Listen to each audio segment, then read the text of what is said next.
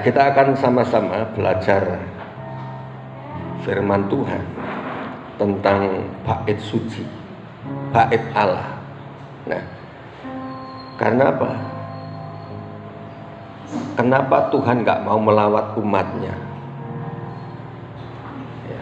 Kenapa Tuhan tidak mau menjamah kita, menyatakan kuasa mujizatnya, bahkan menyatakan firman yang kudus? Seringkali jemaat Tuhan atau gereja itu melanggar kekudusan Tuhan. Nah, di sini kita akan belajar kembali kepada Alkitab, bagaimana kita harus hidup sebagai umat Tuhan. Ya. Kita akan sama-sama baca di Yohanes 2. Yohanes 2 ayat 13 sampai yang 1, 2, 3. Ketika hari raya Paskah orang Yahudi sudah dekat, Yesus berangkat ke Yerusalem. Dalam bait suci didapatinya pedagang-pedagang lembu, kambing, domba, dan merpati, dan penukar-penukar uang duduk di situ. Ia membuat cambuk dari tali lalu mengusir mereka dari bait suci dengan semua kambing, domba, dan lembu mereka. Uang penukar-penukar dihamburkannya ke tanah dan meja-meja mereka dibalikkannya. Kepada pedagang-pedagang merpati ia berkata, "Ambil semuanya ini dari sini. Jangan kamu membuat rumah Bapakku menjadi tempat berjualan." Maka teringatlah murid-muridnya bahwa ada tertulis, "Cinta untuk rumahmu menghanguskan aku." Orang-orang Yahudi menantang Yesus, katanya, "Tanda apakah yang dapat engkau tunjukkan kepada kami bahwa engkau berhak bertindak demikian?" Jawab Yesus kepada mereka, "Rombak bait Allah ini, dan dalam 3 hari aku akan mendirikannya kembali." Lalu kata orang Yahudi kepadanya, 46 tahun orang mendirikan bait Allah ini, dan engkau dapat membangunnya dalam 3 hari. Tetapi yang dimaksudkan dengan bait Allah ialah tubuhnya sendiri. Kemudian sudah ia bangkit dari antara orang mati, barulah teringat oleh murid-muridnya bahwa hal ini telah dikatakannya, dan mereka pun percaya akan kitab suci dan akan perkataan yang telah diucapkan Yesus. Dan sementara ia di Yerusalem selama hari raya Paskah, banyak orang percaya dalam namanya karena mereka telah melihat tanda-tanda yang diadakannya. Tetapi Yesus sendiri tidak mempercayakan dirinya kepada mereka karena ia mengenal mereka semua, dan karena tidak perlu seorang pun memberi kesaksian kepadanya tentang manusia, sebab ia tahu apa yang ada di dalam hati manusia. Amin. Ya. Jadi Tuhan Yesus ini orang yang lemah lembut, orang yang sabar. Tapi jangan coba-coba membuat dia benar-benar marah. Nah ini, jadi ini akan menunjukkan hidup kita, kemarahan seperti apa, kemarahan yang kudus atau kemarahan yang berdosa. Ini akan kelihatan dari sikapnya. Tetapi Tuhan Yesus marah itu ketika bait suci tidak dipakai sebagaimana mestinya. Ya, ini jadi kita harus ingat, jangan sampai membuat Tuhan sendiri marah kepada kita. Kalau Tuhan sudah marah, bahaya, kita dipecat. Ya, kalau dipecat Tuhan itu mau kemana kita? Mau keluar angkasa pun itu kepunyaan Dia, ya kan? Kita nggak bisa lari. Ya, tapi kalau cuma dipecat orang, dipecat bos kita itu masih gampang.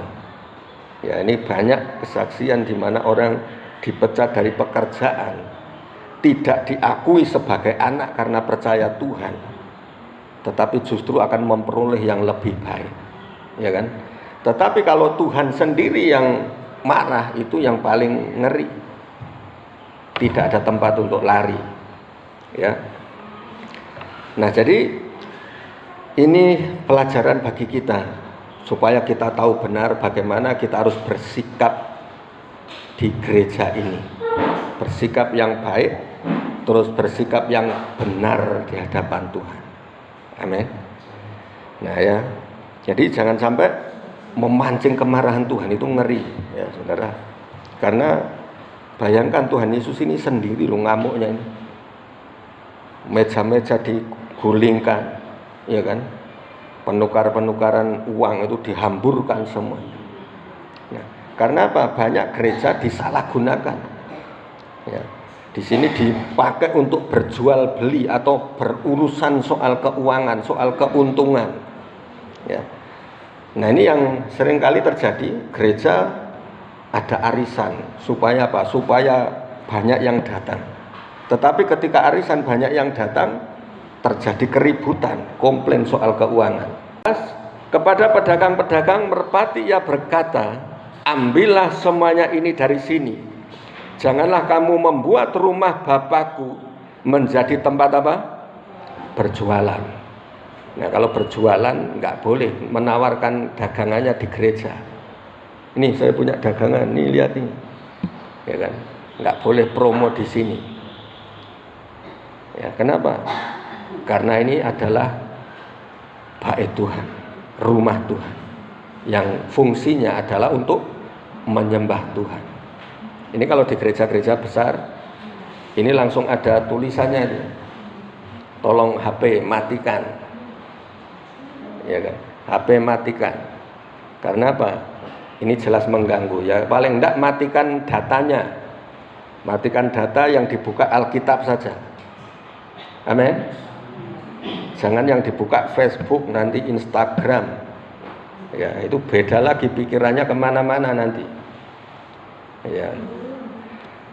Ya. Nah, jadi ini nanti yang membuat Tuhan berkata seperti ini. Ya, ambil semuanya dari sini. Bawa pergi dari sini. Ini kalau di Lukas ini lebih serem lagi perkataan Tuhan itu. Ya kan? Kitab suci berkata ini adalah rumah Bapakku, tetapi kalian membuat menjadi sarang penyamun. Jadi dikatakan pedagang-pedagang ini apa? Penyamun. Ya kan? Apakah kita mau dibuat apa dikatakan penyamun? Kita ini penyamun bukan sih? Ya kan? Kalau bukan jangan lakukan ini. Karena ini yang bisa terjadi. Ya memang bukan penyamun, penjambret, pencoleng atau apa tukang begal, enggak, tapi Tuhan katakan kau membuat tempat ini menjadi sarang. Tetapi orang Yahudi, ini dasarnya orang bandel, keras kepala, kepala batu, ya kan? Ayat 18, orang-orang Yahudi menantang Yesus, katanya menantang, berani menantang. Tanda apakah yang dapat engkau tunjukkan kepada kami bahwa engkau berhak bertindak demikian? Ya. Padahal Yesus ini disebut apa? Disebut anak Allah.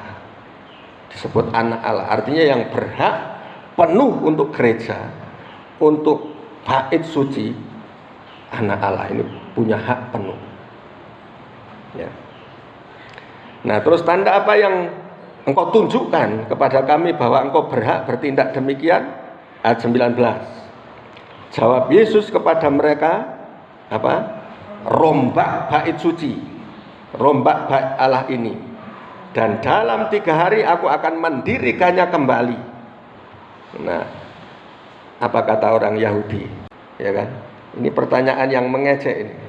Kok bisa membangun 3 hari? Ini dibangun 46 tahun.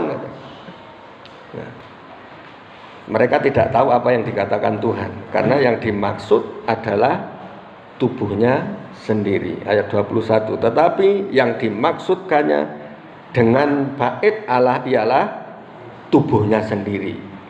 Ya, makanya kita harus tahu juga bahwa bait suci yang tidak bisa, yang kekal, ini adalah kita. Gereja itu bukan gedungnya, tetapi hati kita, tubuh kita ini.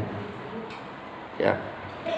Nah, jadi ini yang perlu kita belajar sekarang tentang namanya tabernakel. Ya, tabernakel. Jadi kenapa Tuhan Yesus sangat marah ketika di depan sana banyak orang berjualan, banyak penukar-penukar uang, ya, berdiri di depan sana. Nah, Tuhan Yesus marah. Kenapa? Nah, kalau pelajaran tabernakel, kita akan lihat tabernakel ini seperti apa. Jadi dari depan itu ada namanya pintu gerbang. Jadi ini kan tembok kota gitu ya. Nah, ini kotanya Yerusalem. Terus di depan itu ada pintu gerbang. Nah, setelah masuk pintu gerbang itu ada tempat pembakaran. Tempat pembakaran, korban bakaran. Nah, untuk apa korban bakaran ini? Korban bakaran ini apa? Untuk apa? Ya, korban bakaran ini untuk apa? Untuk penghapus dosa. Bakaran. Supaya ketika masuk, terus nanti masuk yang kedua namanya pelataran. Ya, pelataran. Ini tempat bangsa Israel berdiri di situ. Menantikan suara Tuhan. Ya, menantikan suara Tuhan, karena zaman dulu tidak boleh semua masuk di mimbar kayak gini, nggak boleh semua orang, nggak sembarangan. Ya gini ya. Jadi ini penting sekali kita tahu menghormati kekudusan Tuhan. Ya. Nah, kalau rindu Tuhan melawat, Tuhan sampaikan firman-Nya, Tuhan mau beracara di gereja ini secara penuh. Doa-doa kita mudah sekali untuk terjawab, gampang mendapat mujizat. Ini salah satunya, hormati kekudusan Tuhan. Amin. Nah, ini jadi harus mengerti soal kekudusan bait suci ini. Jadi jangan anggap ini gedung biasa. Ini adalah gereja, ini adalah bait suci. Itu ya. Jadi barang siapa berbuat baik itu tidak akan kehilangan upahnya. Yang kedua itu masuk pelataran. Terus di situ ada namanya kolam pembasuhan. Jadi masuk yang seterusnya itu ada kolam pembasuhan. Orang Yahudi ini nggak sembarangan masuk rumah orang. Ini harus kudus, harus suci. Jadi ketika masuk ke pembasuhan, baru kita berkenan, boleh mulai masuk dalam belajar pelayanan. Nah, melayani. Terus baru masuk namanya ruang maha kudus. Kalau zaman dulu cuma imam-imam tertentu yang boleh masuk. Tetapi setelah Yesus disalibkan, ini kan tirai bait suci terbelah menjadi dua. Terbelah dari atas ke bawah, terbelah jadi dua. Artinya apa? Tirai itu sudah koyak, sudah robek. Jadi semua orang, ya asalkan dia sungguh-sungguh, boleh masuk menghadap Tuhan. Nggak akan mati ketika ketemu Tuhan, gitu kan. Nah, kalau zaman dulu ketemu bisa mati. Megang tabut perjanjian yang di ruang maha kudus, cuma megang aja bisa mati, ya kan. Nah, tetapi ketika Tuhan Yesus disalibkan, ini sudah selesai, ya, bisa masuk ruang maha kudus. Itu makanya sampai ada lagunya, ku masuk ruang maha kudus dengan darah anak domba. Jadi seperti tadi, ketika masuk ruang maha kudus, yang penting sudah ada darah anak domba, ada penebusan. Ya.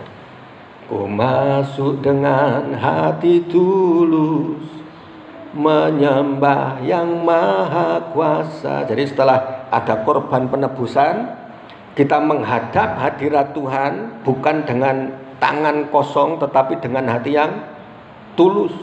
Dengan hati tulus. Artinya sudah nggak ada ganjalan di hati lagi, nggak ada unek-unek, nggak ada rasa marah, jengkel atau apa ya. Sudah selesai. Itu baru bisa masuk hadirat Tuhan. Amin. Ya. Kalau di gereja bisa masuk hadirat Tuhan itu enak. Datang dengan membawa masalah, pulang itu bisa lega, plong. Karena apa? Semua beban terangkat. Lawatan Tuhan itu memberikan kekuatan yang baru. Amin. Itu sendiri setelah marah-marah ini dia menyampaikan firman Tuhan. Dia mengajar di situ.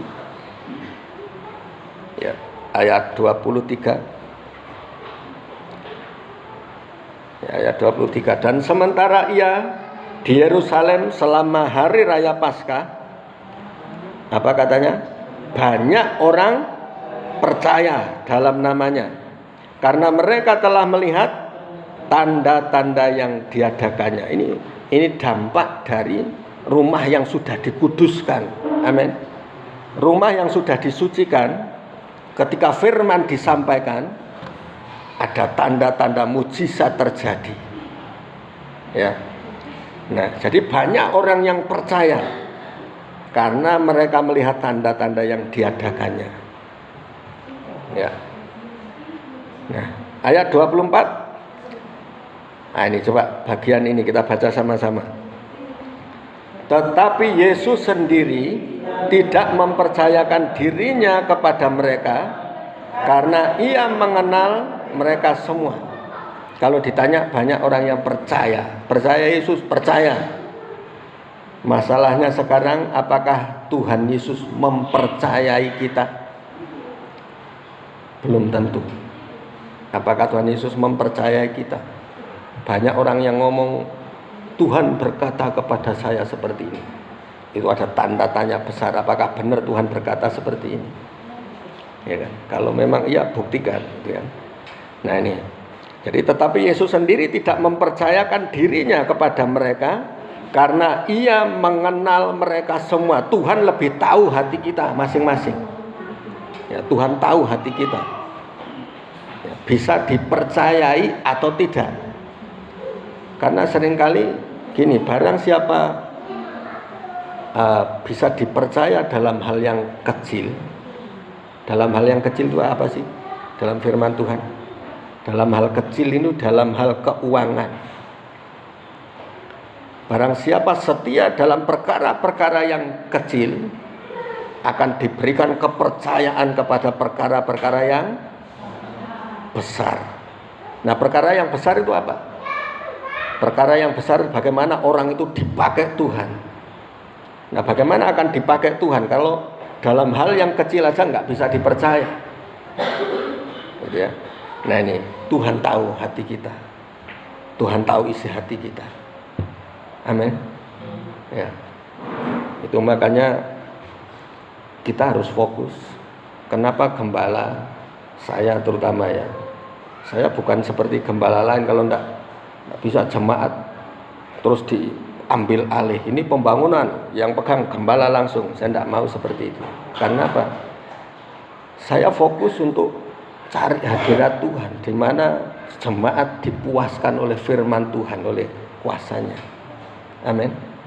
Jadi lebih fokus ke sana. Kalau semua dipegang gembala, pikirannya kemana-mana, ya kan? Pikirannya nggak fokus lagi. Nah ini. Jadi kenapa jemaat juga harus belajar soal ini, supaya bisa dipercaya. Amin. Kalau bisa dipercaya dalam hal yang kecil, Tuhan akan percayakan hal yang besar. Amin. Ya, suatu saat nanti bisa saja kan pendetanya dari Muara Bahar sendiri. Amin. Bukan saya tidak suka loh, saya malah senang ada pendeta muncul di sini. Saya tinggal keluar lagi misi. Itu lebih haleluya. Karena memang saya orang misi. Iya kan? Ini. Jadi kita berdoa supaya kalau dipercaya dalam hal yang kecil bisa, Tuhan akan munculkan pemimpin-pemimpin yang hebat dari sini. Amin. Yang bisa dipakai Tuhan secara dahsyat. Gitu ya. Nah, jadi ayat 24 saya tegaskan lagi, tetapi Yesus tidak mempercayakan dirinya kepada mereka karena ia mengenal mereka semua. Ya. Dan karena tidak perlu seorang pun memberi kesaksian kepadanya tentang manusia, sebab ia tahu apa yang ada di dalam hati manusia. Enggak usah orang ngomong soal orang itu, Tuhan sendiri tahu Amin. Tuhan sendiri langsung bisa lihat hatinya. Ya, muka bisa menipu, perkataan bisa menipu, tetapi kalau hati bisa kelihatan, nggak akan bisa menipu. Amin. Muka boleh bermuka manis gitu. Mari Pak, selamat pagi. Tetapi hatinya awas loh. Ya kan? Hatinya bisa seperti ini. Ya, itu Tuhan bisa lihat semuanya. Amin. Oke ya. Jadi yang pertama poinnya, belajar jaga kekudusan di dalam hadirat Tuhan. Amin. Selesaikan masalah di luar sana. Sebelum masuk di dalam gereja, selesaikan supaya apa? Kita benar-benar mempersembahkan hati yang tulus, hati yang kudus di hadapannya. Dan kita boleh masuk ke ruang maha kudus. Ini artinya yang Tuhan Yesus tidak mempercayakan dirinya. Kenapa? Kita nggak boleh masuk ke ruang maha kudus. Jadi ketika masuk ke kudusannya ditolak. Jangan masuk. Nggak bisa, stop. Ya kan? Ini seperti yang terjadi. Ada seorang kaya. Orang kaya tapi sombongnya a'udzubillahi minasyaitonir rajim, ya kan? Nah, ketika masuk ini sering terlambat gitu di gereja itu. Nah, ketika terjadi penyembahan, itu Tuhan bisa tolak dia masuk ke ruang kudus. Jadi ketika masuk tidak didapati tempat duduk yang kosong. Terus tiba-tiba hamba Tuhan ini dapat suara Tuhan. Hai anakku, di tempat ini kau tidak punya tempat untuk duduk. Demikian jika engkau tidak bertobat, kau tidak punya tempat di surga nanti. Ya kan? Nah, terus ketika dia maksa untuk masuk, terpental, mental sampai tumbang, terpental. Akhirnya dia menangis, dia menyadari dirinya. Langsung, Tuhan, aku banyak berdosa, aku banyak berbuat salah, Tuhan, ampuni aku. Nah, dari situ pertobatan terjadi. Kalau nggak bertobat, ya mungkin cepat-cepat itu masuk pindah alam lain, itu bisa-bisa, ya kan? Tapi dengan pertobatan dia diselamatkan. Amin. Oke ya. Nah, jadi jaga kekudusan supaya Tuhan tidak tolak kita ketika masuk ruang kudus. Nah, maka kita akan mengalami hal-hal yang besar, yang luar biasa. Apa yang kita doakan berhasil. Setelah pulang dari gereja nggak ada lagi dongkol, nggak ada lagi marah, tetapi akan ada sukacita, membawa berkat ini ke rumah. Amin. Orang di rumah akan merasa terberkati. Wah, ibu ini kok jadi cantik banget ini pulang dari gereja. Kayak bidadari turun dari taksi ini, ya kan. Karena kalau dari langit langsung jatuh nggak enak kan. Turunnya dari taksi sekarang. Ya.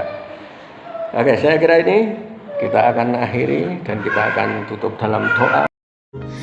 Jadikan aku